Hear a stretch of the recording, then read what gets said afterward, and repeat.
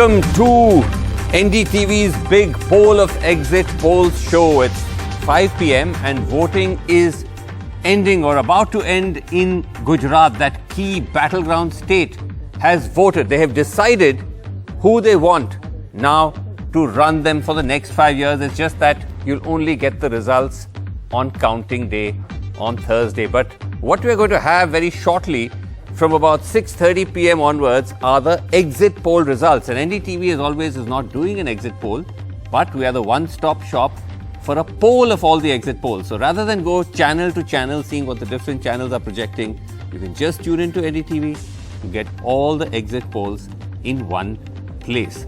So that's going to happen very shortly. But this is on a day, as I said, when this high-stakes battle for Gujarat ended. Remember, Himachal Pradesh has already voted, so you'll be also getting Himachal Pradesh exit polls today as well. But for the moment, all eyes are on Gujarat, the home state of the Prime Minister and the Home Minister. And both were there today. The Prime Minister and the Home Minister were out there voting today in this very, very closely watched election. And it'll be interesting to see how that panned out. Close to about half of Gujarat's 180 seats have already voted. The remaining 180 voted today. Let's go across now to my colleagues who are joining us on the show tonight. We have Ankit is here with us. Sohit is also there, and Tanushri Pandey. All of us have been tracking this election closely, and they're on the ground in different parts of Ahmedabad, which of course has emerged as a key hub where all the big guns of the BJP contest from, and Aam Aadmi Party and Congress. Let me just start with you, Ankit, because now voting is about to close, and I think one of the things everyone's looking at and has been talking about is turnout. Turnout so far has been somewhat low in the first phase. We've been talking about this through the day. Now we'll have an idea, Ankit, of whether it's going to be low in the second phase as well. What's the overall sense you're getting? Because remember, Ankit, last time we checked, 2017, the turnout was 69%, close to 70%. That's quite a big, turnout. So is it already, there's a sense it may not be able to be, hit that level? Vishnu, that sense has already set in. I mean, throughout the day, we have been seeing that hour by hour, the voting percentage has been less than what it was compared to 2017, specifically in Ahmedabad. Before we talk more about it, let me show you its curtains on the elections of Gujarat. The gates of this polling booth where the Prime Minister voted in the morning today have been shut. I saw a few cops coming out asking people, those who were standing here, not to gather at this moment. And last minute, I mean, if you would have just come to us about 4 minutes back, there were enthusiastic BJP workers calling up people, and asking them to come and cast their vote. There are still 3-4 people who have gone inside. But at this moment here in Ahmedabad, at the Ranip area, in the Sabarmati constituency, where the Prime Minister votes at the Nishant school, the voting has ended. There is nobody who is allowed right now to go inside. So whatever had to happen, that high decibel campaign, what all percolated down to the voters' mind, all that now has been captured and is closed in the EVMs behind us, which are now in the process of being shut, sealed, and then being sent to the strong rooms to be only open on December 8th. Vishnu, as you were talking, Vasu, as you were talking about the voting percentage, already in the urban areas, there is a worry that the voting percentage has been less. Let me give you a very important example for Ahmedabad. In 2017, the voting percentage was 66.6 in the city. In 2012, it was 69.1%. In 2007, it was 58.2%. In 2002, it was 55.8%. The expectations this time is that it will hang somewhere around 60 to 61%, which by Ahmedabad standards is not very bad. Though, compared to the overall scenario, if you look at, Ahmedabad has always voted 2 to 3% lower than the Gujarat state average. More significantly, and I think that's the reason why also the Prime Minister did those road shows and those rallies right in the end. And today in the morning also, his voting exercise also turned into some sort of an election campaign with him walking, people standing all around. And of course, it took about 2 hours of the media frenzy as well. But the lower voting, the percentages will have a story to tell, specifically in many areas of first phase, like the cities of Surat, Jamnagar, Rajkot, which usually used to see a good voter turnout in many constituencies. And I'll give you an example of Jamnagar North, where Rivawa Jadeja is contesting the election from. That constituency has voted 10% less than what it voted last time. That's where the political parties are not able to make an assessment, and it is being said that the BJP is worried. Rajkot West, Mr. Rupani's constituency, has voted 6% less. This time a new candidate has been given. They are saying that Mr. Rupani was not interested much in campaigning. That's the reason why the stronghold of the BJP did not get as many numbers. Surat, the voting percentage has been less, and added the flavor of the Aam Aadmi Party. Nobody knows which way many constituencies in Surat are going to fall. That's what makes this election interesting as well, Vishnu, apart from many other factors. Okay. Thanks very much. Indeed, Ankit. Tanushree, now that you know that the voting is actually over, because so far we were being careful to not get into what people were actually saying in terms of voting preferences. But now that the voting is over, because you were talking to people the whole day, you were very careful not to ask them for their voting preferences.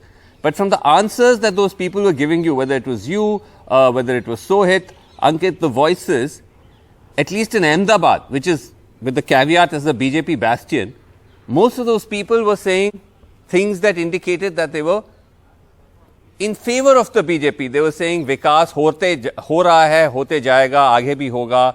That kind of language, Tanushree, seem to indicate that, you know, that BJP is in pole position.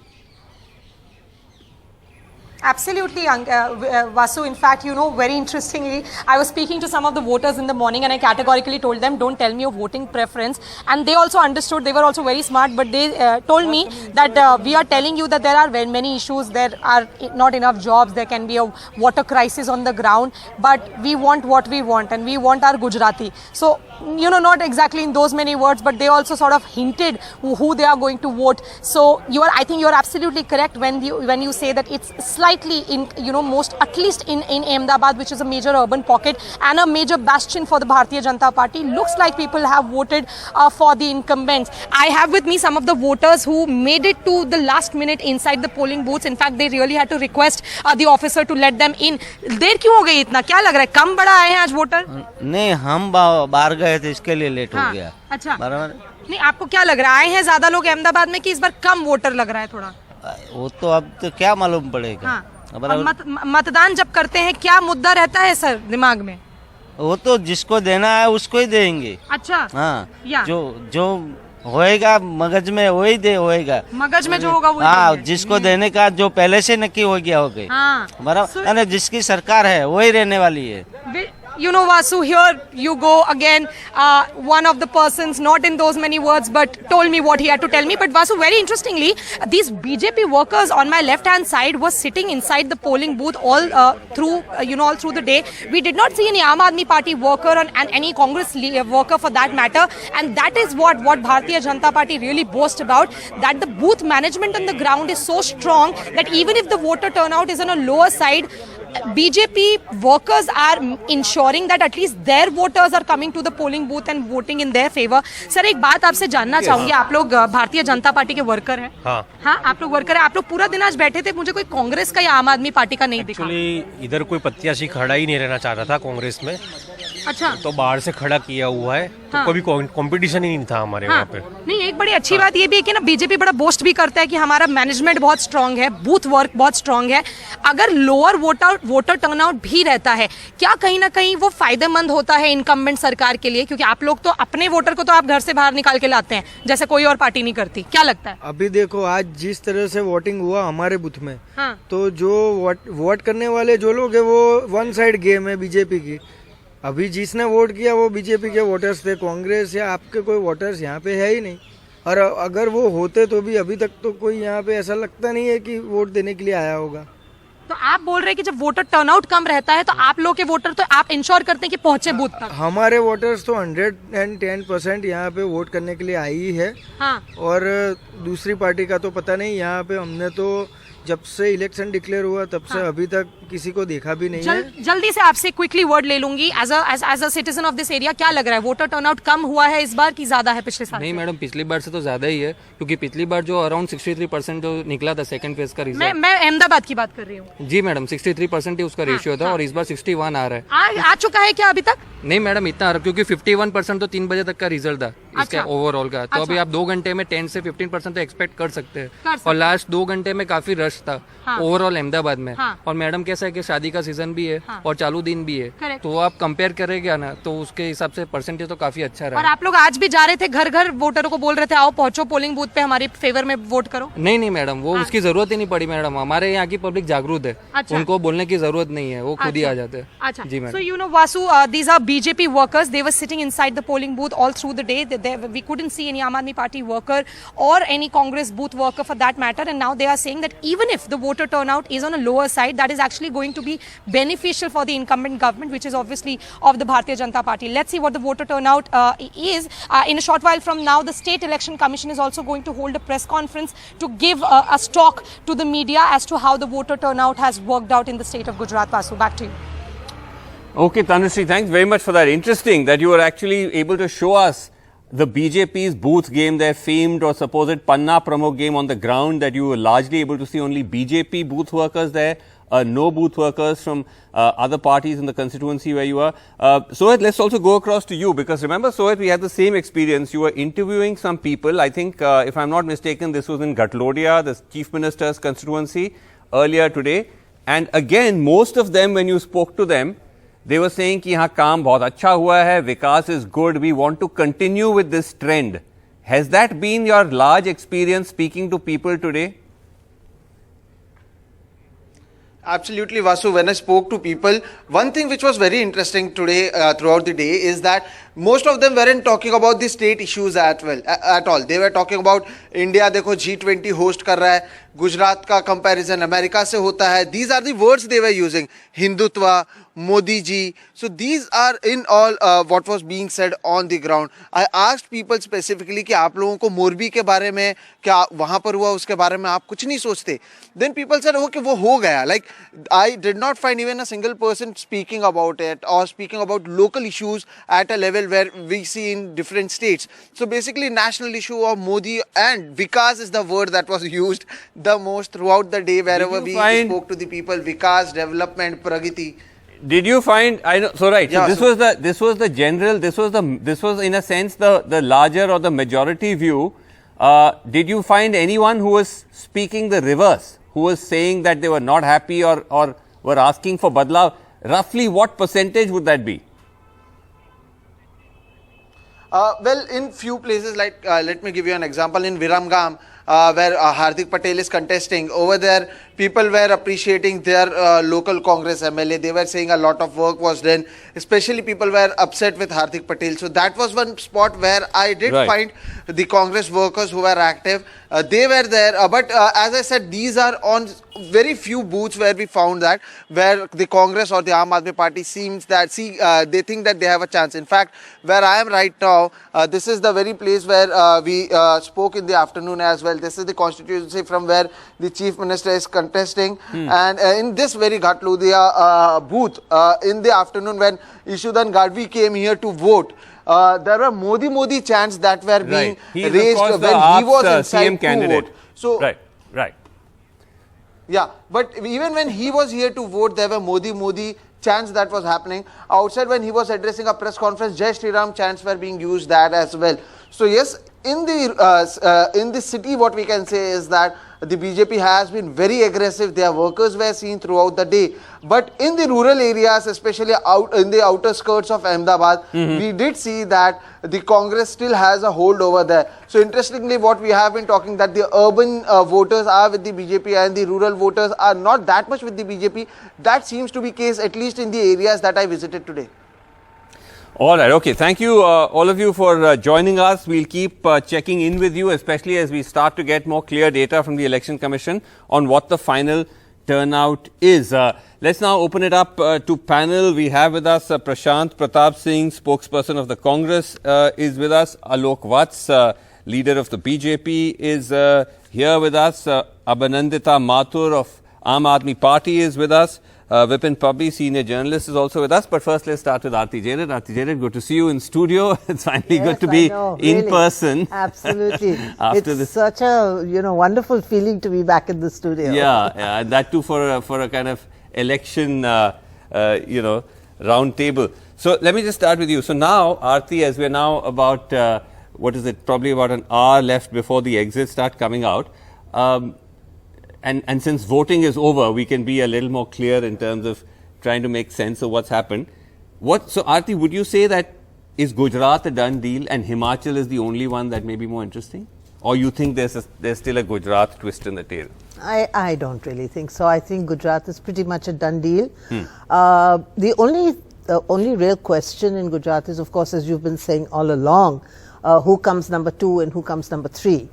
And also whether the BJP is able to, I think the highest, number of seats the BJP got was in 2002. That's when right. They won 122 or 127. 127, right. So whether they're able to breach that and, reach the 140, 150 mark as they're aiming to do. And frankly, I think this election is all about that, which is why Prime Minister Modi has staked so much prestige on it. Right. It's almost like they want to prove a point after the narrow escape they had 5 years ago when, they were really struggling to win the Gujarat elections. Right. And for the first time, they fell into double digits. For the first time, Modi fell into double digits. So I think this is a point that he wants to prove that he is still the only figure, the dominant figure in Gujarat, and nobody else matters. So I think that's really the only point of interest. Where does the BJP, where does the BJP end up? Are they going to break their own record of 127? Yeah. And who's going to be number 2 and who's going to be number 3? Prashant Pratap Singh of the Congress, isn't that extraordinary that you have a situation where the Congress hit 77 in 2017, your best performance in close to 3 decades, and instead of building on that, and this is something I've been saying throughout, that in my career as a journalist, I've never actually seen this, that a party, a national party, particularly like the Congress, has virtually given a walkover. Good evening to everyone. The last time also, there was a lot of talk about Congress not being so aggressive. I remember when we started the campaign, we were getting 30, 40 seats. Even the exit polls were showing like getting 40 to 50 seats. Possibly it became a shocker later on that we were touching 80 seats and we lost only 10 seats by 1,500 votes. So this is the same time. Hold on. Everybody's talking about Congress not being hold on. fair. I think last time we all were there. It was very different, right? It was a very, very intensely fought election by the Congress. Rahul Gandhi, I think himself did close to 33, 34 rallies. He was holding a rally in every district. Ashok Gehlot was in charge. He was fully hands-on. I mean, the Congress fought that election tooth and nail. And this time, I mean, look at what's happened, or rather, what's not happened. I don't know, Basu, if you heard Prime Minister Modi speaking to some of his people, there's an undercurrent of Congress, be careful. So the perception which is possibly created by money and brute force is not existing when it comes to Congress, because we don't believe in that. This is the first time that you possibly don't see us too much overtly, but on the ground, and this is the perception. We are happy. But I mean, this is an interesting thing. I want to bring Aarti in here. This is to me fascinating. The Congress, every time we say this, that listen, you have just thrown this election, they actually quote the Prime Minister as a validation of their. It's campaign. quite ironic, isn't it? The Prime Minister talks about an undercurrent. Why should you be? You are not the party in power. You are the opposition. Why should you be banking on an undercurrent?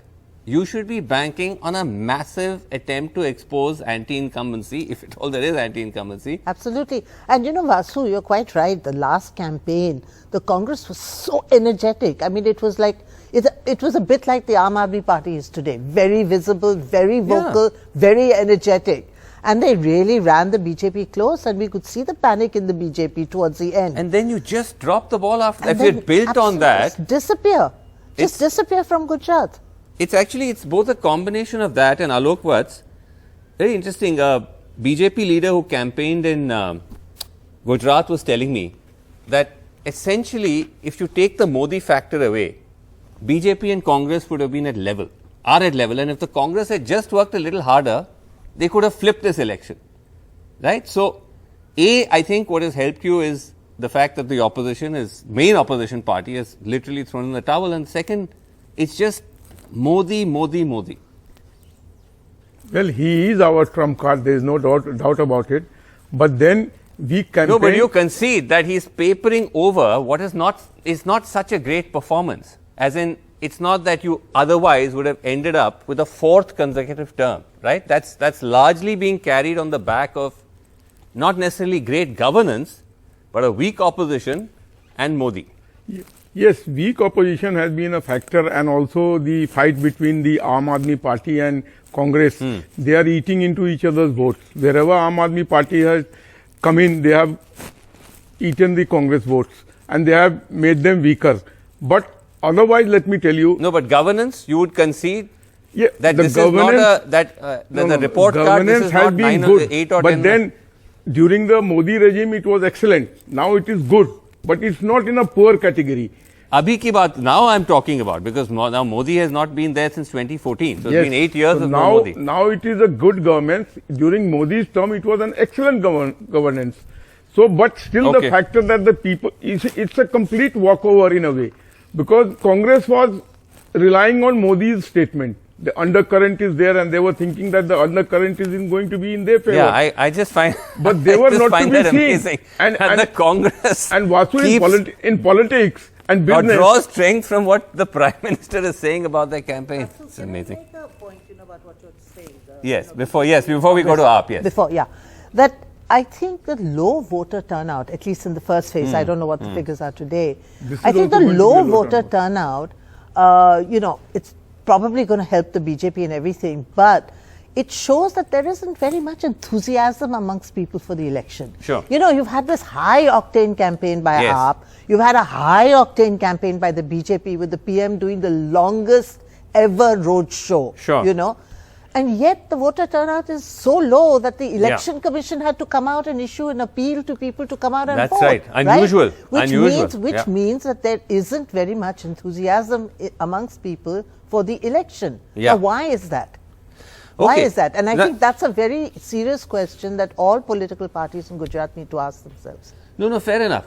I mean, Abhinandita Mathur is here. She may push back against this. But the conventional wisdom on this question which Aarti has raised, Abhinandita, is that because this is considered by most people to be a done deal election, that everyone's broadly assuming the BJP is going to win, including the BJP voter.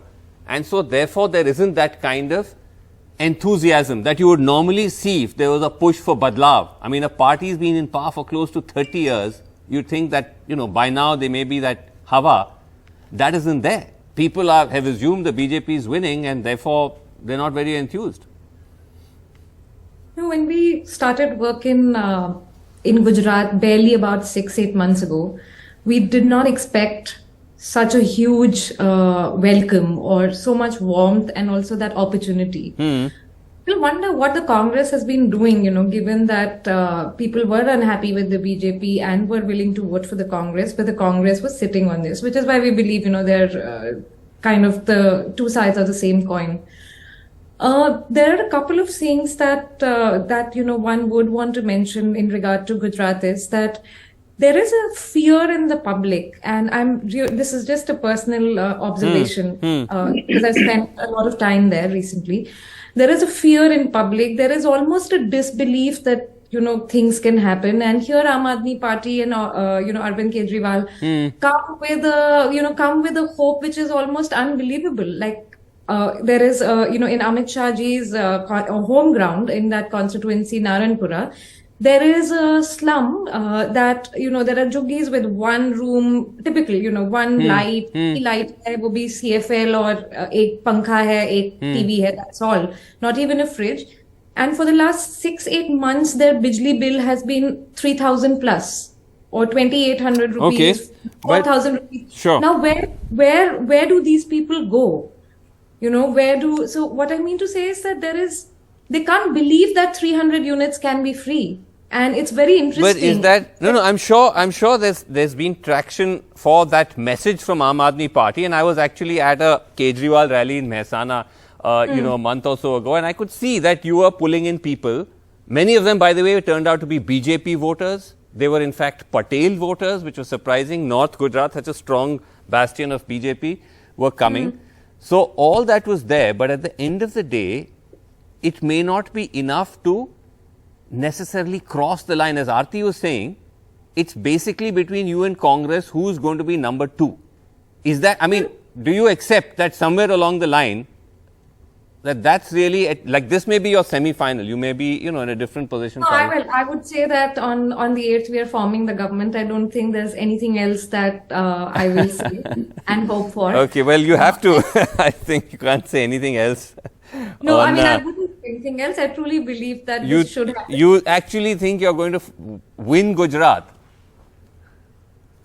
Well, we are keeping our fingers crossed. We are proposing something very earnestly to the people of Gujarat and we respect what they do. Okay, Vipin Pabbi is also... But I'll just add one point. But you'll have to give it to us that we did give the BJP a run for their money. You know, thanks to Arvind Kejriwal, who would have thought we will see Amit Shah and Narendra Modi ji's photos in, like, you know, kindergarten and so on. So I think that we sort of dominated the narrative of this election. And okay, that actually sounds like you're already accepting that you may not win. So this is now saying at least grant us moral victory. So but anyway. Okay, I mean, I'm no one to, you know, concede A or B, but it's true that the election did become interesting because of the Aam Aadmi Party, given, as I said, that the Congress seemed to have virtually decided to stay in the pavilion. Vipin Pabbi is here. We can't, you know, just pretend that this is just a good night, you know, a big night for Gujarat. Himachal, important state, has gone to elections. Again, Vipin Pabbi, going back to this business of the Congress and the manner in which they choose to fight or not fight an election. Himachal, through the, you know, historical pattern, has always changed hands. Again, instead of the sort of de facto assumption that that's going to happen automatically, everyone is talking about how it's a close fight. Kante ka takkar. Is that again because the Congress, you know, like Gujarat, it was an election they could have taken, have made it into a kind of close fight, atka hua election? Yes, Vasu, as Aarti also mentioned, you know, it's the low percentage of polling in Gujarat is certainly not a good news for Aam Aadmi Party and Congress. In contrast, you see, while the voting percentage has been lower in Gujarat, it has been higher than the previous election in Himachal Pradesh. Now, that means there is a lot of enthusiasm there and, you know, a lot of people came out for voting on their own. And so it's a contrasting figure that we have. And Himachal Pradesh, as you rightly pointed out, is Kante ki takkar. And many people believe that it could be, you know, this time again, the same rivaz will continue. That is the change of government each time. And Congress certainly had put in some effort there, particularly the local leaders had put in a lot of effort. I won't say the central leaders. Again, Rahul Gandhi never visited. Priyanka went a couple of times only. And Kharge also went there a couple of times. But it was a local leadership there, joint leadership, that really carried on with the campaign. While in Gujarat, as you noticed, that there was hardly, you know, really an effort that went into it. So I think Congress definitely is very hopeful in Himachal Pradesh, and the higher voting percentage also reflects the mood in the people for some kind of a change. Okay, sorry. So you're, just to pick up on what you're saying, Vipin, you're saying that there is a sense of change, badlav in Himachal? Yes, certainly. Because although that's what I said, the rivaz in Himachal is that one government changes after the other. So the change the Congress is expecting, despite the fact that their central leadership has not been there much, but the higher percentage of polling. No, because the thing is, Vipin, as you know, that trend or those historic patterns now, especially under this BJP and this Congress, have started to break, right? Because Uttarakhand now, we saw that pattern break. Kerala again, you know, 4-5 decades of changing the baton didn't happen. So, so one can no longer assume just because it's happened in the past, it will automatically happen.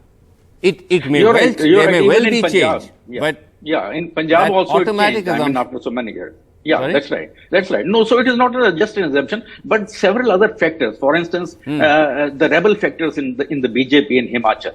There are about 19-20 rebels there. And the internal rift between the leadership could be another factor. So there were a number of factors which have been there, and particularly two important factors. One is the new pension scheme. You know, the Congress has promised old pension scheme, and second is the Agniveer scheme. So both these factors are very, very important in Himachal Pradesh, as they depend more on government jobs rather than, you know, on industry, trade, economy, agriculture, or anything else. So it is, these factors are very important for Himachal Pradesh. Interesting. Yes. Can I just, you know, the BJP has had a lot of problem in Himachal Pradesh, and it's been very obvious for some months now. You know, and very public also. Very public, the infighting, the unhappiness amongst people, and so on and so forth. You know, that's why it's really surprising that it should be a kaate ka takkar. Exactly. You know, it should have been a walkover by the Congress. You know. But exactly like Uttarakhand, everyone said there's infighting, there's unhappiness. This whole question that, you know, is the Congress going to be able to cross that last mile, you know, to victory, or is it going to somehow lag behind and you're going to have a kind of hung assembly situation? Extraordinary. You know, so you're snatching defeat. It was for the Congress to for win. the taking. Yeah. Okay. Also happy to introduce Sanket Upadhyay has joined me, double engine anchoring. We are finally able to do. Came cho, Vasu. Came cho, Majama is, I think, the extent of the Gujarati that all of us who parachuted from Delhi come back with. Absolutely. But listen, we have to take a break. But before that, now, Sanket, 1 hour for the exit polls. Yeah. So let's now have your prediction, Sanket. Absolutely not. No beating around the bush. No. Absolutely not. We'll wait for those numbers and get you like a sum of.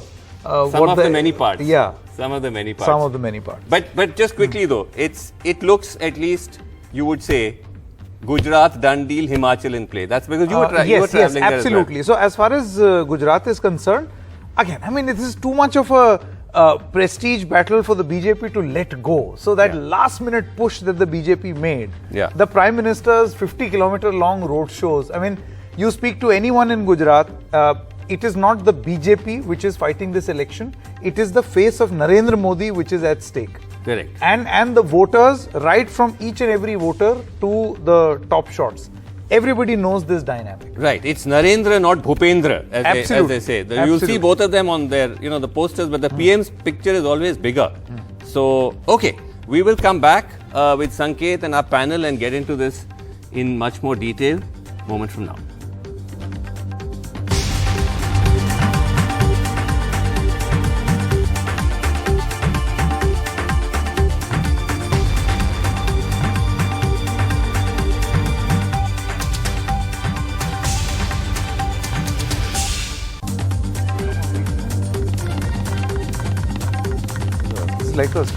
Okay, welcome back to our special on the poll of exit polls for Gujarat and for Himachal Pradesh. Sanket Upadhyay is here with me. We've got a great panel as well.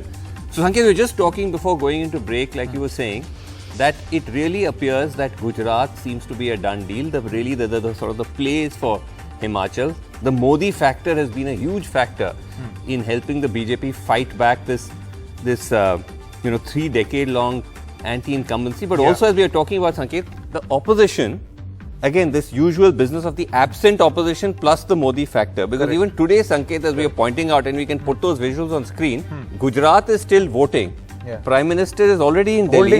Holding a meeting national office bearers for 2024. But you know, Vasu, by the way, when the same thing was happening in Uttar Pradesh, I clearly remember earlier this year, when UP was still polling, the Prime Minister he went to Gujarat for a road show. Did a road show. So this is, let's just say, the BJP style. They like to do this for their positioning. So that there is a discussion in a studio, that there is a discussion at the chai wala, that look, these guys are working very hard. And that's the sort of impression they want to give. No, and in contrast, you have the Congress, Rahul Gandhi, Bharat Jodo in Rajasthan, and repeatedly saying this is not an election jeeto yatra.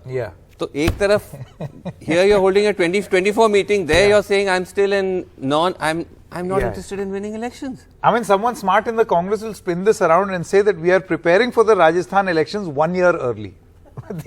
they can do that also. But having said that, yes, so that is the perception battle that the BJP tries to fight. And they have done this in the past also to give you the impression in the morning in Ranip in Ahmedabad voting.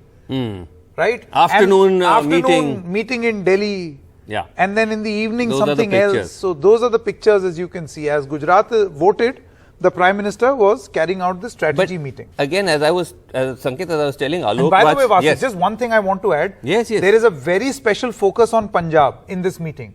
If you note the very recent additions in the national executive of the BJP, it had three Amarinder Singh, Mr. Jhakar, Jaivi Shergill as spokesperson. So even when nobody is talking about Punjab, the BJP has already started preparing for their 2024 Punjab strategy. But the thing that I was pushing back to Alok Vats is that, Sanket, that this was not a performance in Gujarat at least that merited a fourth term in terms of the actual governance. You know, one thing is like finally report card mein aapko kitna milta hai, but you deserve it, because if you look at all the different look at current issues like unemployment, inflation, wo sab alag cheez hai, exam paper leakage. But even the Gujarat social indicators, Gujarat model does very well economic, but whether it's health, whether it's literacy, whether it's infant mortality, poor. Down in the dumps, very poor. Alok, that's what I was coming back to, that in a sense Mr. Modi is rescuing you from a pretty average to poor performance, which is why, by the way, which is also why you have to replace your chief minister.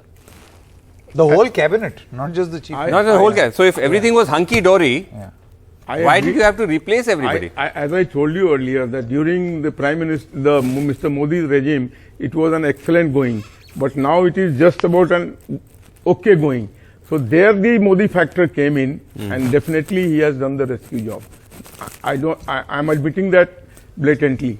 That had he not been there, things could have been very tough. Right. Okay, that's quite honest of you. You're saying he did he's literally rescuing the BJP. He is our Tendulkar in the team who can rescue us. Tendulkar, interesting. But I think the Prime Minister does that really for the BJP across the board in all states. I mean, if you see the way he throws himself into, even in Bengal, in somewhere as far away as Bengal. Yes. Look at the number of rallies he did. Look at the, kind of energy and the. I mean, they go all out. This is a part of their strategy. But you see whether it will be in Gujarat. Let's just conclude that there was a natural advantage that the BJP and Modi Shah combined had. Home state, their own language, their own people connect. And I have had the privilege to hear a few of Modi's rallies on the ground, and I have done a bit of sound clouding. I was doing that while he was speaking.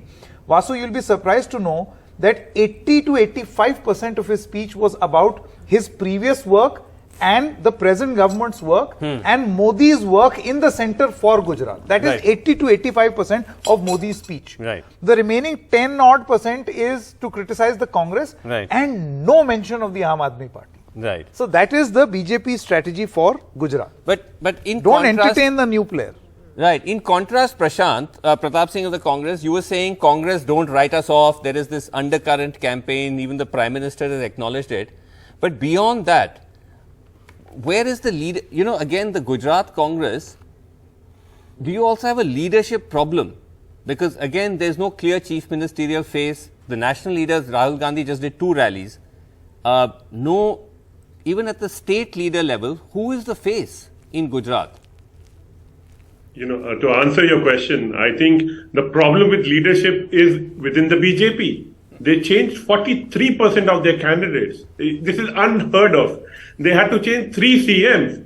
This is what BJP is doing. There's so much of anti-incumbency there that they are the ones who had to change it. And to answer your question about the weak opposition, I would like to reply to that. We are not just fighting the BJP. It's CBI, ED, it's even the Election Commission. There were 3 instances. Yesterday, our MLA was almost threatened. He was almost kidnapped by the BJP. Election Commission is not even taking this claim. The second, Prime Minister Modi is doing a road show, violating the model code of conduct happily. I know it's a good thing, you should do a road show, but you cannot do it on the last 2 days. That's why there's a model code of conduct. And coming about using children in election campaigns, they were talking about children coming in Bharat Jodo Yatra who were just joining in. But in election campaign, there is a circular by the election commission itself where you cannot have children. Was there any action? No. There's a saying in Hindi, ab saiya bhaye kotwal to dar kahega. So BJP can do anything, get away with anything, and they get support from all the quarters, all the agencies, no action on the private. Sorry, I'll just cut in for a second here, Prashant, because now we've actually got some provisional turnout data. Yeah. And as of 5 p.m., that of course gets revised upwards, but look at the drop. It is now showing that it is at 58% provisional. 58.4. So Sanket, 58. So that's a drop of almost 10 percentage points. 68.7 percentage points. Yeah. And now, just a quick rider, as you rightly mentioned, this can get revised further, but the revision is not going to dramatically change the numbers that you see. Yeah, go beyond what it was last time. 10% drop. Absolutely. And this 10%. This is the point I was making to Vasu earlier. 10 percentage points. But I think the BJP is going to win Gujarat and probably win it handsomely. And obviously the BJP has done its best to get its voters out. But given the fact that we saw such a high voltage campaign, both by Aam Aadmi Party and by the PM, who did his longest road show ever, you know, in Gujarat. This is very poor turnout.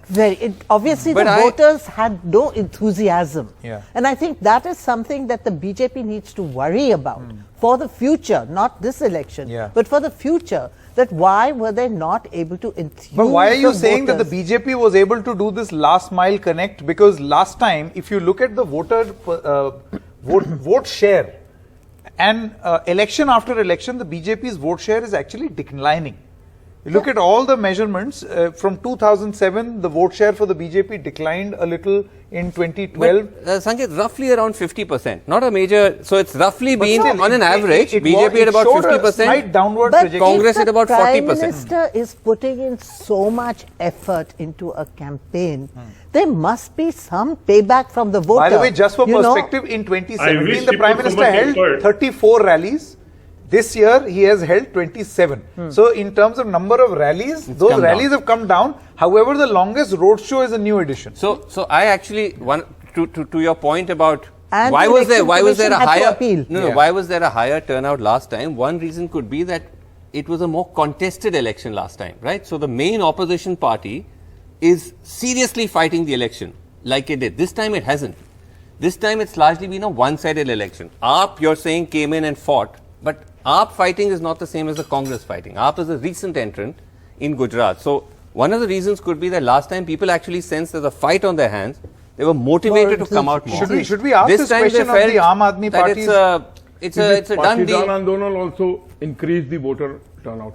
No, but then it never. Was also there. But it was Vasu. It was not a disadvantage for the BJP. The Patidar agitation. You look at Surat, the hub of the Patidar agitation. The BJP got 14 out of 16. No, my brother. Surat they managed to hold, but the fact that the BJP lost 14 seats was only in Kutch Saurashtra. Yeah. That entire damage they took was in Kutch Saurashtra, which is the Patel heartland. Abhinandita Mathur, I would like to come to you. Would you like to, Abhinandita ji, would you like to tell us what your analysis is of this, I would say, pathetic voter turnout? I mean, if this was Parivartan, as you mentioned in your election speeches and campaign, then are you a little demotivated with this turnout? I mean, how do you bring about Parivartan with 58% votes? No, I was just chatting with my colleagues in Ahmedabad right now, and I think just in a few minutes I will be able to give you a proper analysis since they've been on the ground. So I'll come back to you with that. But I think that I genuinely believe that, you know, there is a fair amount of fear in the public. There is a decent vote share that, you know, quietly people have come and voted for, I would believe, AAP. And have voted, you know, against the BJP as well. So I think the voter turnout actually just shows dejection, and it should worry all the parties. It should worry all of us, not just the Aam Aadmi Party. We are very small. We are new. But why, if there is such a leher of Modi ji still and so much excitement for him, then why could the BJP not pull out their own cadres, which the BJP claim are in big numbers? So I honestly don't have a on-ground assessment of this at the moment, but I think in 5-10 minutes I should be able to give that to you. Okay, but Alok Vats, to the point that Prashant Pratap Singh was making, that again, if this is such a in-the-bag election for you, what was the need for the Prime Minister to do that kind of a road show after voting? He's showing, the inked finger. Congress has complained to the Election Commission. Why do all of that? Especially as Prime Minister. Let me tell you one thing. As this ink finger, every prominent figure I have seen on the television who goes to vote, he does that. But So then he takes out a road show also. Isn't that kind of straining the Lakshman Rekha, what is allowed? Because of security reasons, he had to walk 200 meters. So he just went like this. So what is the harm in that? By saying that if somebody votes... You think doing a road show on the day of your voting is not a... What for us is bewildering and astonishing is that despite such an aggressive campaign by the Prime Minister, this lower turnout... security in the this car. is a matter of introspection for us. security in the car. Our Prime Minister really pushes boundaries and election. Even Kejriwal was in the MCD election asking people to vote. He's undermining the institution. He would have been he's safer made in an the car important rather than admission. walking Yes, on the please road. note. He's saying that despite such an aggressive campaign by the Prime Minister, Still the low voter turnout is a matter of introspection for us. And we will do it. So the And can I tell you BJP something? is worried about I it. was just looking at the figures of the voter percentage, the turnout. In 2002, in Gujarat, it was 61.5%. This is, of course, we know what happened in 2002. In 2012, it was 72% voter turnout, which means that was the peak of the Modi wave, those graphics on your screen right now. In 2017, this was 69%. It came down from 70%. But still around that much. Exactly. Still hovering around that point, which means that this Modi wave or the BJP wave was intact. And now 58.4. But hold on. Again, okay. Let's just look at this. In 2017, even at 70% turnout, it was actually bad for the BJP, right? They almost came within 10 seats of losing. So I'm saying that even if you have a low turnout, 10 percentage point drop, the BJP may still be winning. And it may be winning. It may be bigger with a landslide. Absolutely. Yeah, because you could also have the opposition vote dividing. So actually, this may not be a bad thing at all for the BJP. In terms of seats? No, in terms of seats, yes, Vasu, and in terms of winning or losing, the BJP is winning. I'm just saying as a matter of, for long term, after all, political parties have to think beyond today's election, right? And I think they need to introspect, all the parties actually. Aam Aadmi Party, which tried very hard to make a breakthrough, not been able to enthuse the voter. And the BJP, with the Prime Minister out there, making the campaign all about himself, still also not able to enthuse the voter. So what is wrong? What is wrong in Gujarat? Why are the voters of Gujarat not feeling enthusiastic? Why are they not excited about it? I wanted to ask this one question of Prashant. Prashant Pratap Singh, really want to understand what Ashok Gehlot meant when he said that the Congress is going to surprise everyone with its low-key campaigning. Can you explain to our viewers what your low-key campaign entailed and how much of this 58.4% is a result of that low-key campaign? Let me first start with the low voter turnout. The low voter turnout, what has changed since 2014? What changed in 2017? This was the first time Prime Minister Modi was not in the state and he was at the center. So all these 3 terms, he has been promising Gujarat a vivid dream, but he always said the center is blocking it. In 2017, it is the first time when they were facing problems and Narendra Modi ji was sitting at the center. So a drop in the percentage from 70 to 69 is because people were disappointed in Pradhan Mantri Modi ji. And again, when you talk about 10% drop, it is not just the Congress, it is the BJP which is suffering. And this is the low-key campaign we are talking about. The people, the voters of BJP are disappointed. They have used media and machinery and a lot of money to create a lot of noise. But at the end, It is the low-key voter turnout which is reflecting. Congress does not have a sudden drop of 10%. We do not even have a scope of a dropping of 10%. It is the BJP, which is from 50%, is going to come neck to neck with How can you? And this is what is going to happen. At 41%, he's saying there is no scope of drop. How can you say that? There's no causal connection between lower turnout and the fact that party A or B's vote share will drop. There's no harm in daydreaming. There's no link. But okay, we'll just have to take a short break. We'll come back with much more.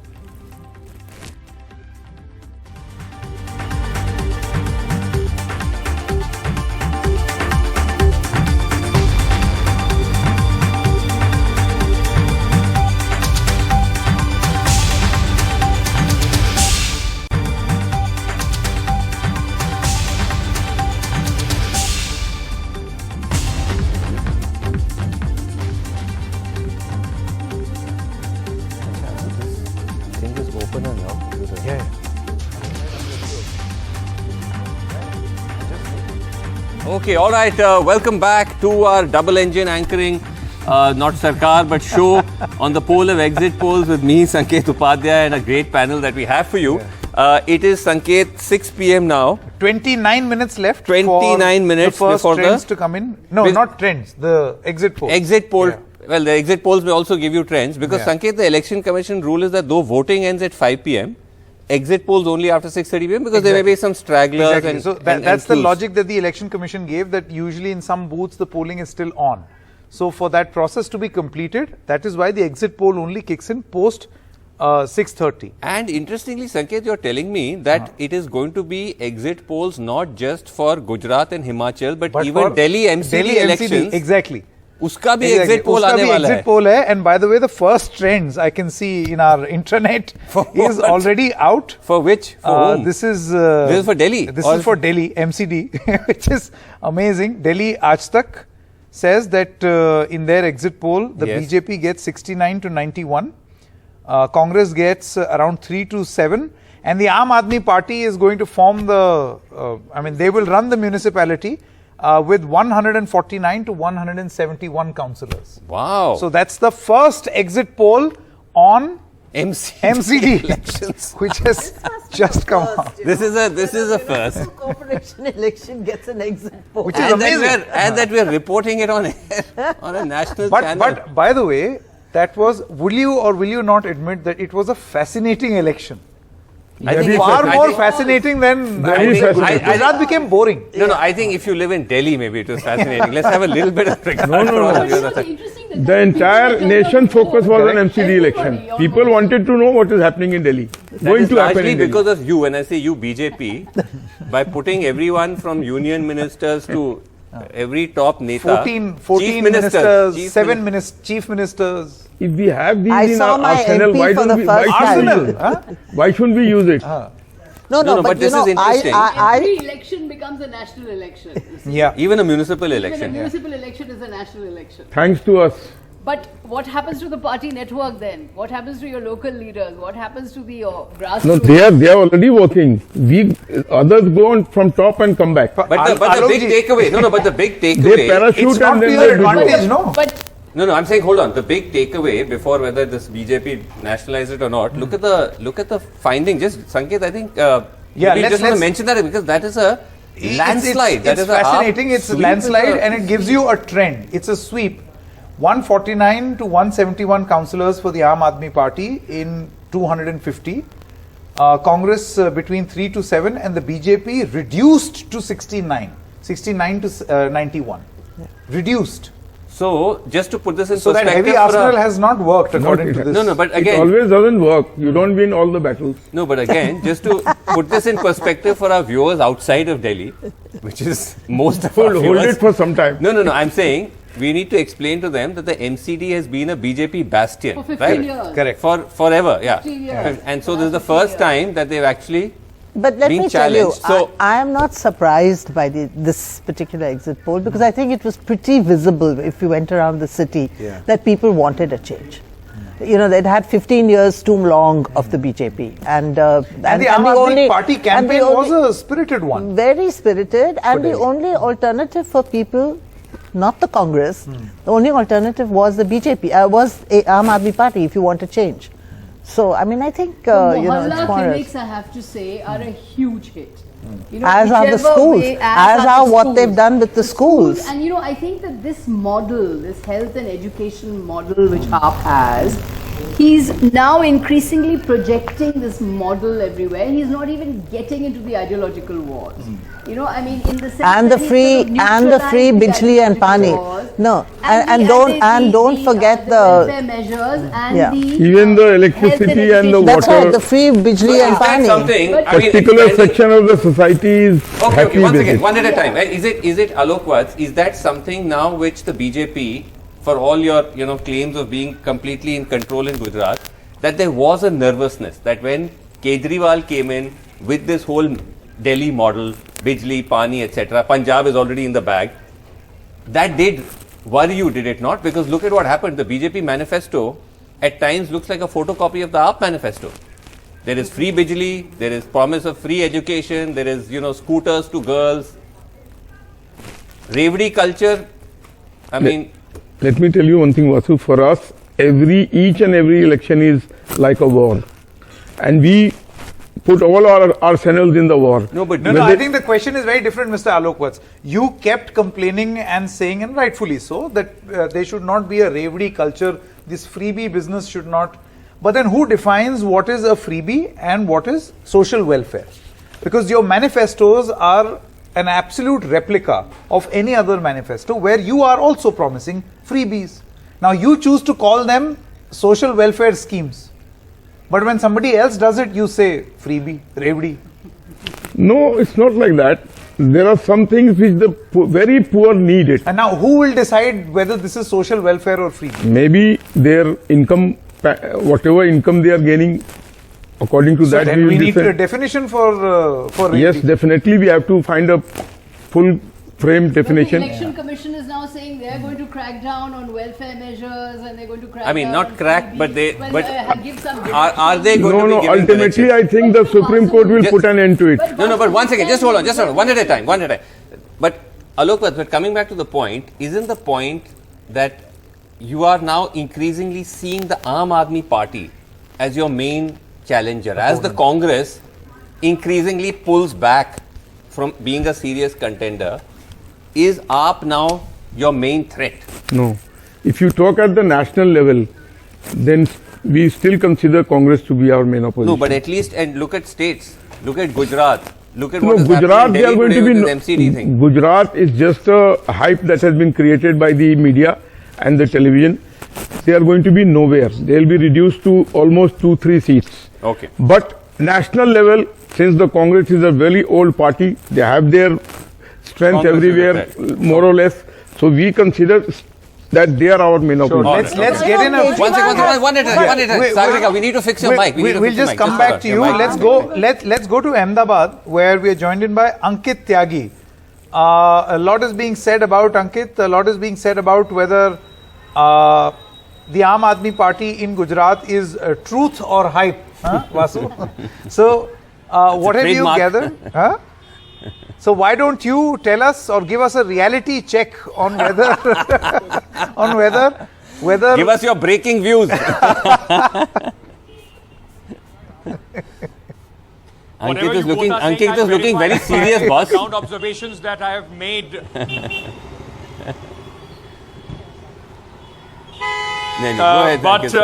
Vasu,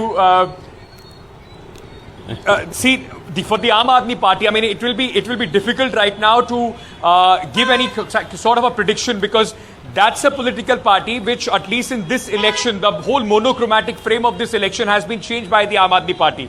Whether it is just being able to scratch on the surface, at least in the second phase, it looks like the Aam Aadmi Party doesn't have that, infrastructure to, in fact, go deep into the north and the central Gujarat, where possibly the Congress party has an upper hand. And if you only talk about the first phase also, I think there was much more Aam Aadmi Party visible in places like Surat, in places like the cities of Jamnagar, even Baroda, and in certain areas of the tribal belt as well. But do they have the kind of people on the booths, the people who can get, the voters to come out and vote.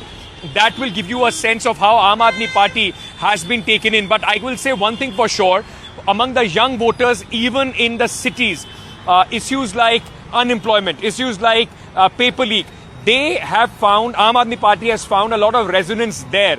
Whether it is going to be the most decisive factor in this election, well, it's difficult to say at this moment. Also, whatever the numbers Aam Aadmi Party gets, whether it is number 2 or it is number 3, Aam Aadmi Party being number 2 or number 3 will have implications for 2024. If the Aam Aadmi Party, and this is just my own understanding, if it gets anywhere about anything about 18% vote, then the Aam Aadmi Party has a very, very fertile ground in Gujarat.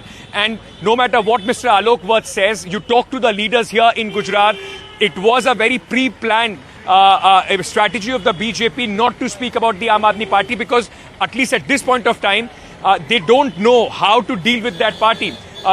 In certain places for the voters, it looks like a carbon copy of the BJP. The Hindu voter is not averse to the Aam Aadmi Party, as in certain places possibly they are, of the Congress in urban pockets of Gujarat. And apart from that, Arvind Kejriwal plays the same welfare. So going forward, the Aam Aadmi Party does present itself as a formidable challenger and an opponent to the Bharatiya Janata Party, because the manner in which it carries out, its campaigning, its style. Yes, the grammar is very very similar to the Bharatiya Janata Party. But in some cases, at a micro level, maybe he performs better. For instance, the MCD, where now the Times Now ETG. So there's another exit poll. There is another exit poll on MCD, Vasu. Okay. 2 exit polls on MCD.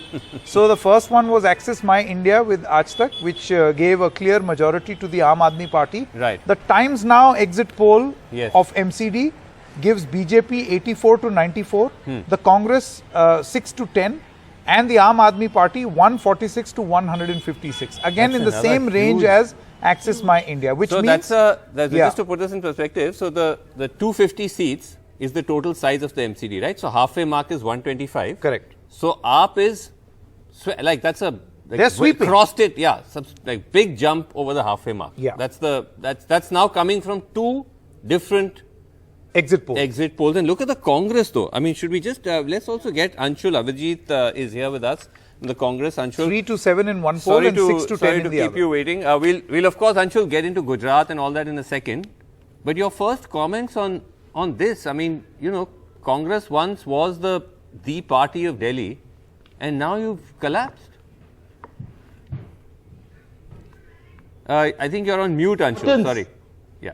No. Can you hear me now? Yeah. We can hear you. Yeah, sorry. No. First of all, on the importance of the MCD elections, this is the first time you're airing all these things live. I would say that, it's really good that every election is given importance and you're airing them. I mean, people have voted. We all went. I went and voted for it. And now that you're showing these results, well, that's good for democracy. I think Indian democracy is highly invitational and we should bring out these results. The Congress, well, what can I say? I mean, if this is correct, well, I'm actually quite speechless. At the moment, so we'll wait and see. I mean, that's not a cliche. It's not a cliche answer. I don't trust the figures at the moment, so we'll wait and see. We fought a very sustained, hard-fought campaign on a number of issues. Let's see if they work out, if they pan out. I mean, But Anshul, sorry, why would you say you're surprised? This has been the Congress trend in Delhi for a while, right? The Congress has steadily been collapsing, and this is the trend everywhere, even in Gujarat.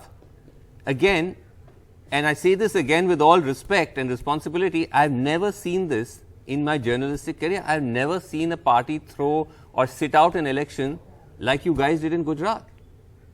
Especially after how well you did last time. I mean, you just sat this one out. I think you misread what was called a low-key campaign. Let me paraphrase that. We didn't sit out. The low-key campaign, in a sense, meant a focused, intense, concentrated campaign. We did not shout from the rooftops. There was no bombast. Why it was a different.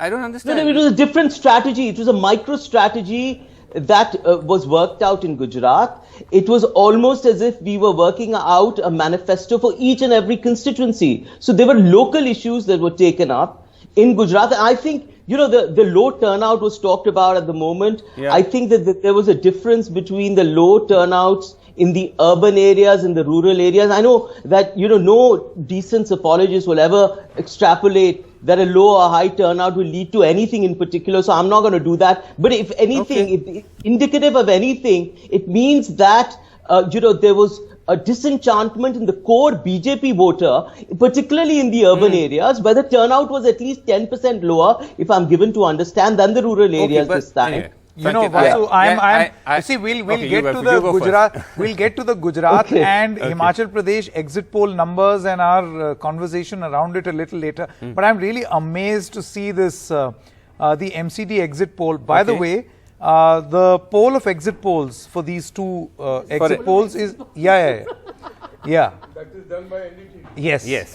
We average out all the exit polls, so you get an average Exactly. figure. So that is at 155 for the Aam Aadmi Party, which is a 111 seat jump from last time. Now this is huge.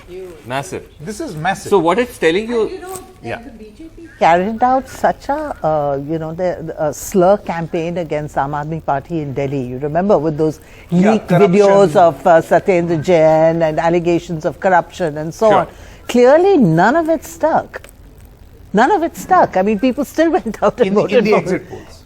None of it stuck. Well, I would say, I mean, the exit polls confirm what I heard and saw on the ground. So it's interesting that what it's telling you is that the Aam Aadmi Party is now consolidating its hold in Delhi across different tiers. Assembly is already in the bag. Now they've gone down to the MCD level. Only at the Lok Sabha level is where they're vulnerable. Because of Modi. And that is because of Modi. Just taking off from what Aarti is saying, you know, even in Gujarat, I mean, I was there, I know that you were there. I mean, I felt that, okay, maybe the Aam Aadmi Party won't win too many seats, maybe its vote share won't be that impressive, maybe it will be impressive, we don't know. But if you look at the influence that Arvind Kejriwal has had on the poll discourse. Yes, exactly. You know, in fact, this focus on what is called the Mool Mudde, you know, on forcing the Bijli, BJP Pani. to speak on Bijli, Pani. You know, in that sense, the polarizing issues of Hindutva were missing in this time in Gujarat. I mean, I haven't seen an election in Gujarat where Hindutva is less important. It's always super important. You don't think Hemanta Biswa Sarma was able to impact it? You know, I mean, there were those statements with love jihad. There were those statements. Amit Shah, 2002 riots. But he kicked off the election campaign with 2002 riots. It didn't have that kind of, you know, the way Punch. the fever pitch of Hindutva. But you know, you don't need Hindutva when you have Modi, because the BJP's campaign was all about Modi. Okay. Sorry. All respect. One at a time. No one's going to be able to. You know, Modi is a proxy for Hindutva, right? So, you know, Hindutva is never out. You never deviate from it. It always has a huge impact all the time. And this time, there was extreme desperation in Gujarat because the amount of times the Prime Minister went. You know, the rebels, particularly in North Gujarat, it's all to see the kind of rebellions that took place, the kind of seats they changed. Even midway during the term, they had a complete tabula rasa. It was a complete change of government. It was an indictment by the centre of the government itself. And then the MLAs. No, but Anshul, after all that, all that points to a suggestion that the BJP is going to lose. The indications on the ground everywhere actually tell you otherwise. So then there's something wrong with that picture. Either you guys were not able to cash in on this anti-incumbency or whatever, which is my sense, and I don't know what Sanket felt, because when you talked about the silent grassroots door-to-door campaign, when I was in Gujarat, I couldn't see any of it. The Congress was largely missing in action. I think this narrative of a silent campaign has been retrofitted to justify the fact that you're not on the ground. You're not on the ground. Yeah. Ashok Gehlot told me that, hum late ho gaye. It's true, because we lost Ahmed Patel, who was an important point person between Delhi and Gujarat. Then we lost Rajiv Satar, who was the AICC in charge. Both tragically died of COVID. But that led to a 1-year delay in appointing a state president. Now, it's tragic that you lose people, but as a national party, that can't be an excuse. To kick off your campaign. So no, there was no excuses that were being sought. Right from the beginning, we had a different strategy for Gujarat that was worked out, and it was announced right in the beginning. At the beginning of the campaign itself, it was said that we are going to have a micro strategy because there was, on the other hand, there was a Bharat Jodo that was also going on, a parallel sort of a movement to unite India that was going on, and you had a number of elections. It's certainly Bharat Jodo is not apolitical. It is a political movement, but the Gujarat election is something else. It was seen accordingly, and there was enough mechanisms within the party. Bharat Jodo, I mean, again, with all respect, the Bharat Jodo, every statement about the Bharat Jodo Yatra, Sanket, is that this is not an election Jeeto Yatra. Yeah. This has got nothing to do with elections. That's why we're not going to go to Gujarat. Finally, the pressure mounts so much that Rahul has to actually fly in and do two rallies. Two rallies and not even a single rally in Himachal. It was not pressure building up. It was sometimes one has to go and do those rallies. Okay. Time and again, I'm saying that there was a different kind of campaign. एक मुख्तलिफ एक रणनीति थी वहाँ पर. So that is what we played out. रणनीति पता चल जाएगी अभी on the 8th of we'll be happy to we'll apologize to you also if our assessment is wrong. One moment. Siddharth Sharma of the Aam Aadmi Party. Siddharth, can you hear me? और triangulation नहीं हुआ. There was no triangulation in Gujarat. I agree that Aam Aadmi Party was not there.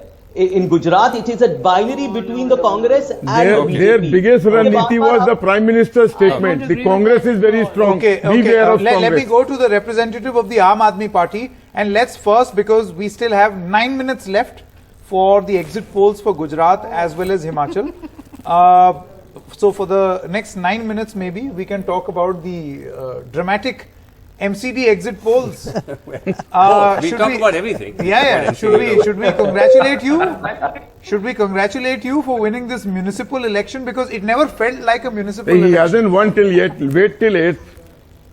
Yeah, sure. This is an exit poll congratulations. Exit poll congratulations. With a caveat. Only. Okay. Let him respond. Let him respond. It's just an exit poll. Can I respond? Can I start?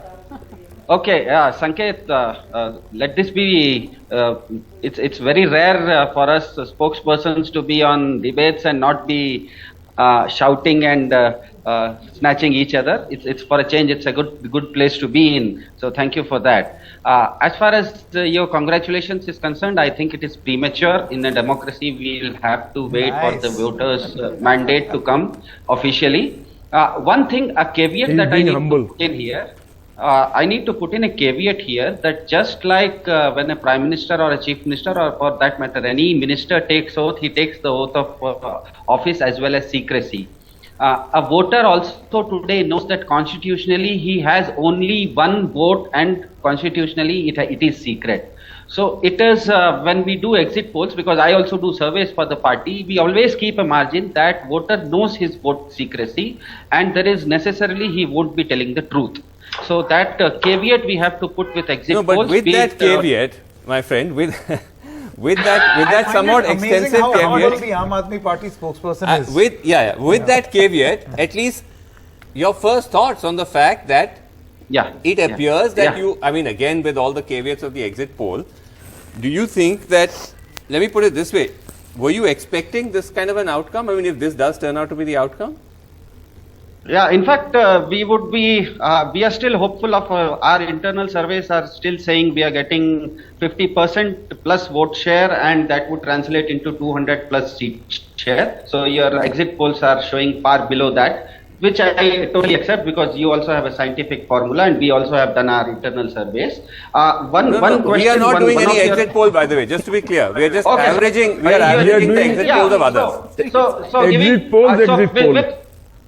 With full respect to whoever has done the exit polls, we have to give them respect, but we feel that our vote share is going to be much higher, because in Lok Sabha we have been consistently polling 55% vote share. We should be very near to that this time too, and that would translate into 200 plus seats. One more, because I've been sitting here for too long, hearing everyone. So if you give me just around 1 minute, Sure. one of your ground reporters from Gujarat was saying that BJP is a little bit spooked by how to handle Aam Aadmi Party. And Srinivasan, you were also very trying to understand how Aam Aadmi Party operates. What is the USP of that? I'll tell you in simple terms. It is no secret that in India today, every political party has an ideology, and it takes that ideology to the people and tries to influence people with that ideology. Aam Aadmi Party is a little different in the sense that rather than it giving out an ideology, it sees what the people want, what are the people's aspirations, and we then give them the platform to it. I'll give you a live example of it. Yesterday in Delhi, when we were there on the ground, after the voting ended in the evening, we are supposed to go on the ground and take those forms which our booth agents are given by the returning officers. So at one place when I was collecting the forms, incidentally, along with our booth volunteer who was inside, the returning officer also had come outside. And he, in a very sarcastic way, told us that क्या आपके लोगों को अभी तक booth में बैठना कैसे ये भी नहीं आता. So when I asked him what, we came to know that our volunteer, who was the booth volunteer for Aam Aadmi Party in Delhi, was a 19-year-old girl, professional, who was for the first time sitting in the booth. So obviously, for a first timer, she would not know many of the paperworks and the different forms, and the booth officer was kind of sarcastically saying that कैसे कैसे आप लोगों को भेज देते हो, हमको उनको सिखाना पड़ता है. कि दूसरे तरफ देखिए कि कोई एक वोटर भी आता है तो कहता है कि ज्यादा मार्क करके भेजिए क्योंकि मुझे किसी पार्टी को बताना होता है कि मैंने आपको वोट किया है. So the point here is that unlike different other political parties, Aam Aadmi Party's ideology is very tangible rather than it being very abstract emotional one. And the cadre of Aam Aadmi Party, rather than being full-time political workers, they are professionals in their own sphere, and they try to approach any election with a kind of an educated mindset. Right. That is what is different. No, but in simple terms, before we take a break, obviously this is exit poll, but I'm sure you'd be happy with whatever is coming out in Delhi. But in Gujarat, are you sort of what's your honest take now? Because now the voting is over, so now you can be a little bit more candid. Are you basically seeing this as a semi-final? That if you can end up as number 2, that itself is not a bad achievement. On the contrary, Srinivasan, after the first phase of elections in Gujarat, even before the first phase of elections in Gujarat, a very credible survey agency called CSDS had done a survey in Gujarat. It said that 2/3 of the people want some kind of change. They were speaking about parivartan. So Aam Aadmi, since it was offering that kind of totally new narrative, totally new grammar in your own words, in our assessment after the first round of elections, we are expecting 35% plus vote share. We are expecting 30. In now, Gujarat? We are not going to.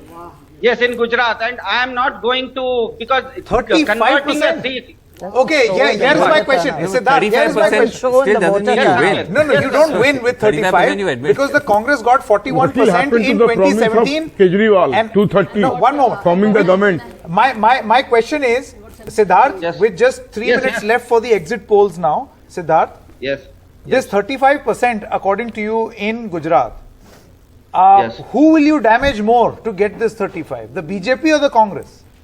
Because if you are damaging the Congress more, as you said in your campaign, Congress ko vote mat do, then you have just gifted the BJP a win in Gujarat. No, we never said, our campaign was a very positive campaign. Since we were starting from zero, whatever we get will be a near bonus. And I think in our assessment, it will be half and half, both Congress as well as BJP voters, because when people say about parivartan, they want change, it includes, let us understand one thing, Sanket, a voter in India is neither a member of any political party, he is neither a member of AAP, neither a member of BJP, neither a member of Congress. He might have voted for some party in the last elections, but he has no loyalty to any particular party. Siddharth, my very limited pointed question was, who will you hurt and damage more to get this, to arrive at this 35%? Congress or the BJP, knowing fully well that Arvind Kejriwal went on record to say, don't vote for the Congress party. You will waste your vote. No, but just answer Sanket's question. No, are you damaging BJP more or Congress?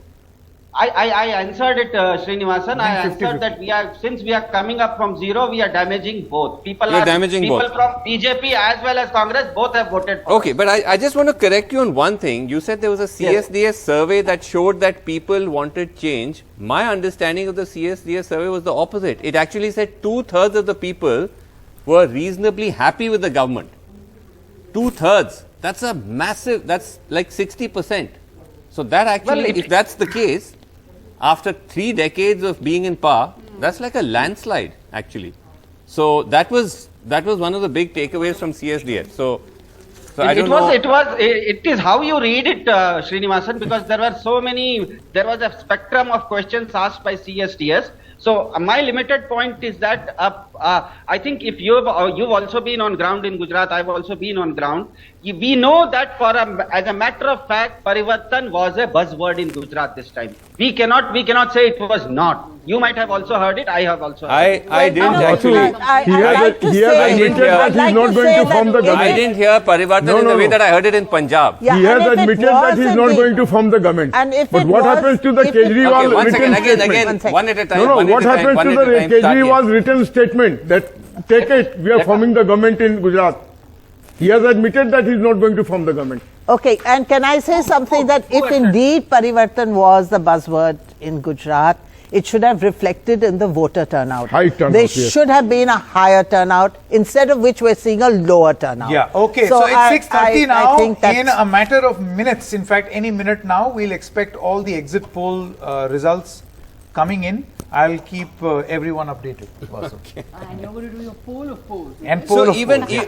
no, but even if Alok Vats, there's not a this thing of change. Like you said, you were candid enough to concede that Modi rescued us. That the BJP performance did not merit a 4th term, but the PM has rescued you. I'm just saying, is that now? I mean, will that at some point start to yield diminishing? I mean, how much can you go on depending? I mean, after Modi, who? You know, that's the question the Congress was asked in the 1970s. After Indira, who? So, I mean, if you're so reliant on one we have plethora of leader, netas. What happens, to the party organization? Already, ma'am, the public is already taking names. So there are many names doing the rounds. Yeah, but what I'm saying is that, what I felt was that you went to Gujarat and the only face you saw was the Prime Minister. No, there were... I mean, the Chief Minister was one. No.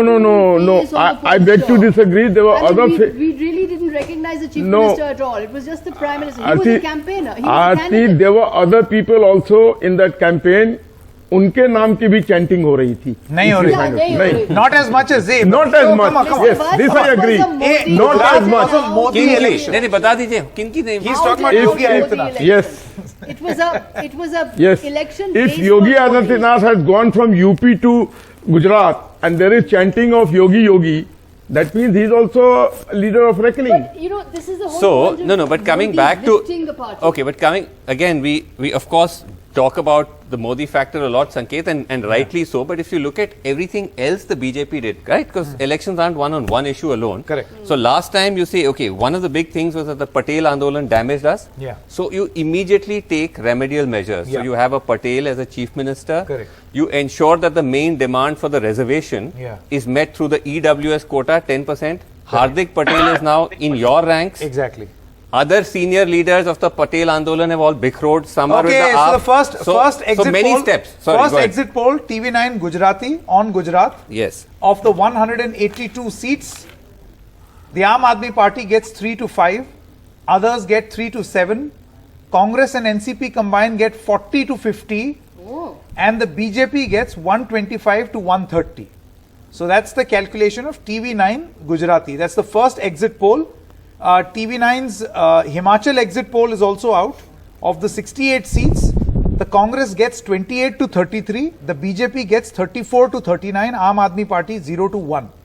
So this basically means that BJP in both in Gujarat. Himachal and Gujarat, according to this one exit poll called TV9 Republic PQ Mark and TV9, BJP is coming back to power in both states. And I think that that's a remark, if at all, I mean, this is true, and it's only an exit poll after all, but it is a remarkable It is a remarkable statement. Yeah, there is one on Himachal by P Mark and one from Gujarat by TV9 Gujarat. Yeah, so it's a remarkable statement on Himachal Pradesh that despite all that infighting, despite all the rebel candidates, despite so much anti-incumbency, if the BJP is still holding ground, really we need to ask the Congress, what are they doing in politics?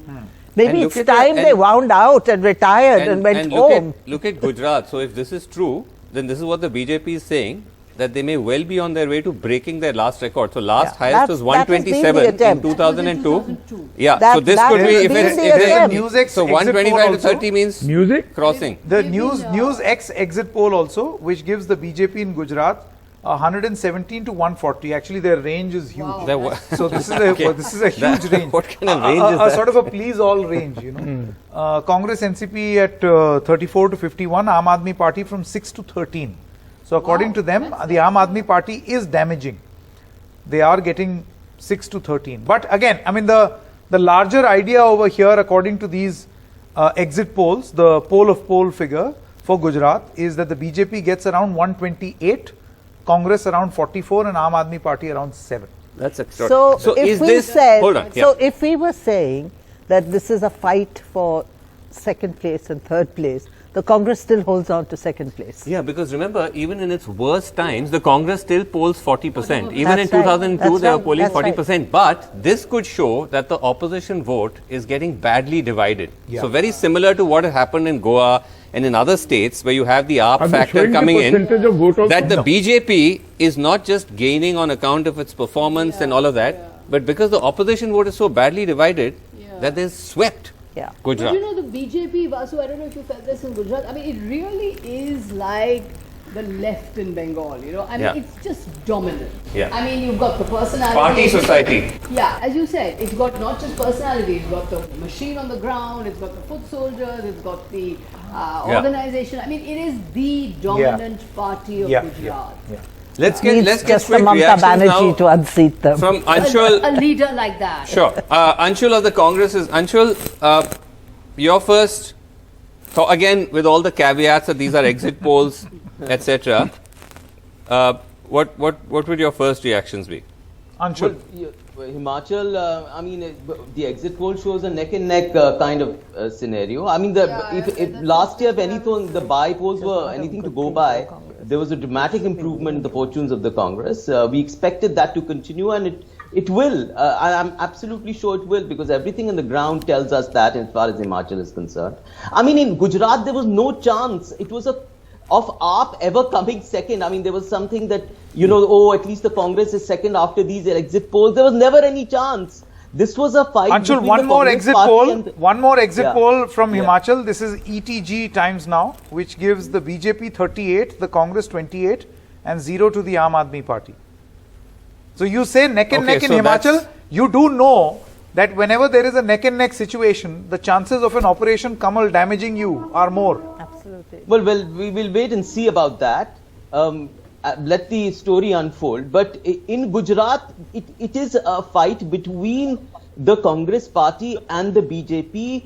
I'm fully given to understand that the Congress will make a remarkable gain in this particular election because of the nature of our campaign and because of the extreme disenchantment with the BJP over there. People have not forgotten. So you're not accepting, hold on, you're not accepting then the exit poll, because exit poll shows BJP landslide. You expect me to accept it?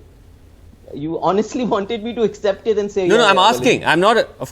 entirely up to you. Another Himachal exit poll now, NewsX. BJP 32 to 40, the Congress 27 to 34. Actually, Himachal is that sort of a state where it's neck and neck. Yeah. So the poll of exit polls for Himachal is 37 for the BJP and 30 for the Congress. Wow. So the halfway mark in Himachal, Sanket, just to tell you, is 35. The total of 68 seats, halfway is 35. So BJP is just... This is neck and neck. So that just above. Yeah. I mean, no, so but BJP this is the point. It's a very poor performance by the Congress. Of course. You know, I mean, it was a state the Congress should be winning. Yeah, comfortably. Winning comfortably. There's every indicator. Let's not be hasty. No, apart from the historical thing, there is a very clear, anti-incumbency in Himachal, plus rebellion in the BJP and so on and so forth. Still, if the Congress can't pull it off. No, and apart from that, remember that there was immense anger against the old pension scheme in Himachal. Yes, the apple growers were, up in arms. So many recipe for 2021, the Congress actually swept the bypolls. All the three polls. All the three polls went in their favor. Was the Lok Sabha seat and 3 other assembly bypolls. Yeah. The Congress swept those. So I think it will be safe to say that none of these pollsters have been able to pick up a very clear trend on Himachal Pradesh. Well, certainly not a very clear trend in favor of the Congress, which is what it should have been. But Sanket, this could be the trend. No, the trend could be that it's a close contest in Himachal with a slight edge to BJP. We all know that in case if it is hung, then we know what's going to happen. That's another matter. Then we know what's going to happen. It's going to be unhung pretty soon. That's another matter. Also in the bypolls, Vasu, in the bypolls, Mr. Jairam Thakur admitted that it is because of the inflation, the policies of the government that they've lost those bypolls. I mean, Mandi, we turned around completely. We had lost Mandi by 4 lakh votes. Then we won it by 10,000 votes.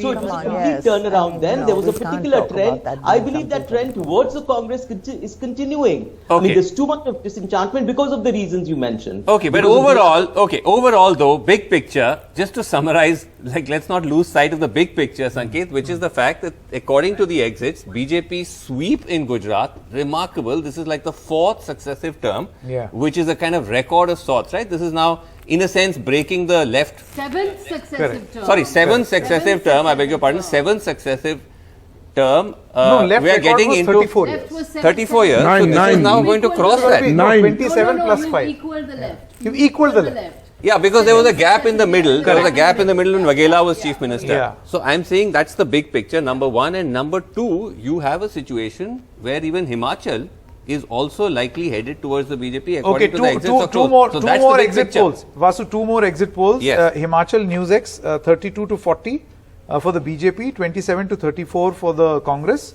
And a NewsX MCD poll has also come, which gives BJP 70 to 90, the Congress 4 to 7, and the Aam Aadmi Party 150 to 175. Right. So I think the MCD I think is a clear. But overall in the poll of exit polls for Himachal, a latest Republic TV PMark Gujarat exit poll has also come with the BJP. The range is 128 to 148, 20 point range. The Congress from 30 to 42 and the Aam Aadmi Party from 2 to 10. So I think, Vasu, it will be safe to assume that the Aam Aadmi Party may have damaged the Congress more in Gujarat than the BJP. They've basically ended up dividing the... They've divided the opposition. No, and also the BJP has achieved its aim, which is to break its 2002 record. That's what it looks like. It's crossing its 127. Right now the average is at 131. So it's crossed. That is precisely what the poll on Himachal is 37-30. So really? 37-30. Maximum, so that's again maximum they are giving 40. Okay, let's get an Aam Aadmi. Just a second. Let's get an Aam Aadmi Party reaction. If you still have Siddharth with us, Siddharth,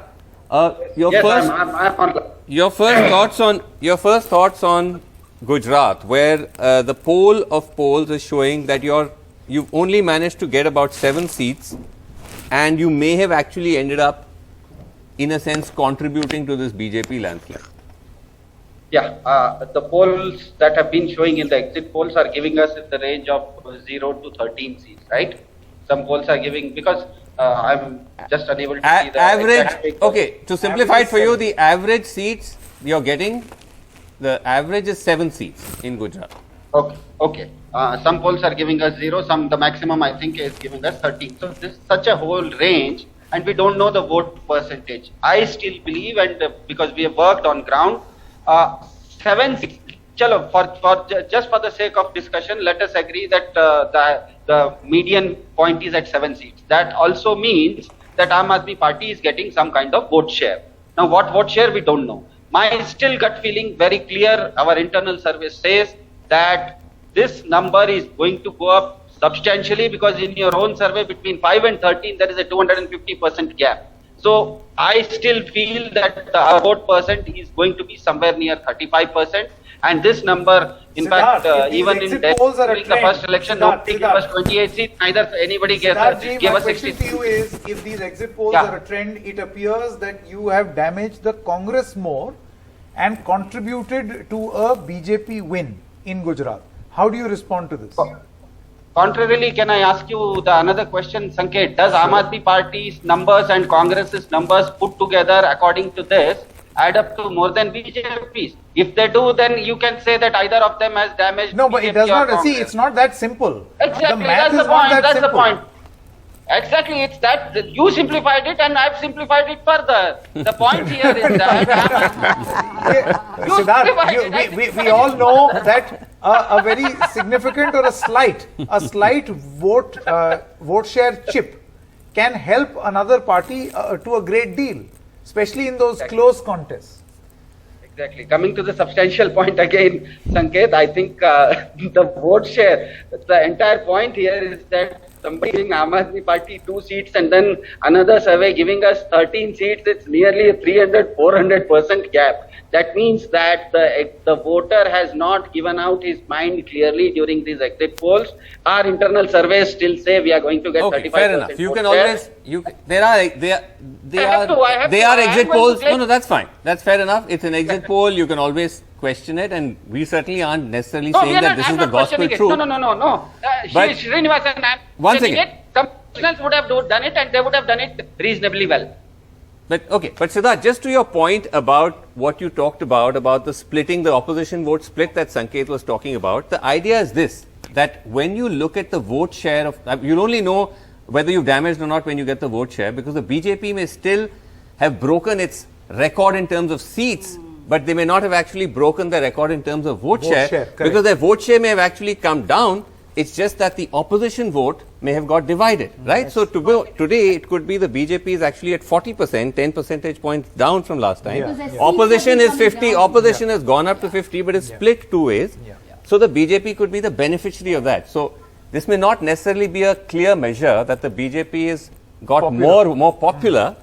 It's just that in fact, I think we need to look at the index of opposition unity. We need to look at the detailed results, seat by seat, actually, to see also the victory of margin, to the margin of victory, and so on and so forth, to see whether Aam Aadmi Party and Congress Plus. I think we are still waiting for a few very credible and big pollsters to give out their results on Gujarat and what you were Himachal. saying is the better the Aam But the Aadmi Party general does, trend the better shows the what BJP is will do. same, almost same. So, there is nothing very separate. So overall, we have to, if these are correct, congratulations are due to the BJP to pull off a fourth successive term and to have managed to retain Himachal.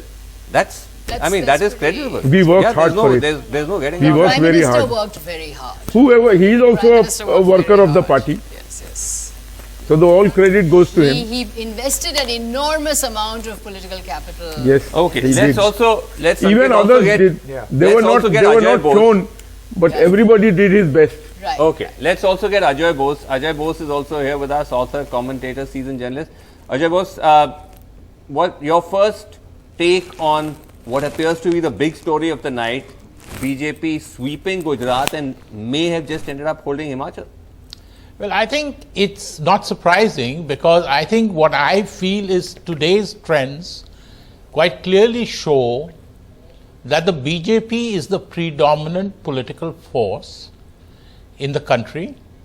The real challenger to the BJP is not the Congress, but regional or smaller parties in their own areas of influence, as we've seen in Delhi, or we've seen in Bengal, or we've seen in Bihar.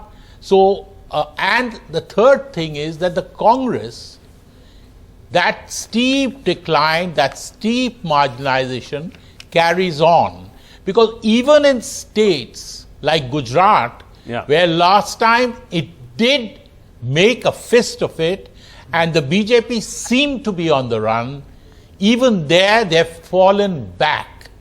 And they've fallen back very badly to give BJP a record victory probably.